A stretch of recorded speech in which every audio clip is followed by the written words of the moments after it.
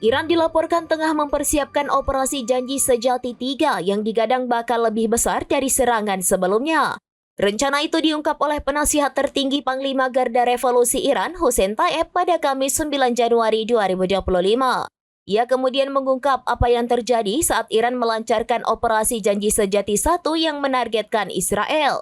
Dikutip dari Tribun News, saat 200 drone Iran menyerbu Israel, Amerika langsung mengirimkan pesan ke Menteri Luar Negeri Iran. Dalam pesannya, Amerika meminta agar Iran tidak menyerang Israel. Menanggapi itu, Iran menegaskan bahwa pihaknya akan melakukan segala cara untuk membantu rakyat Palestina.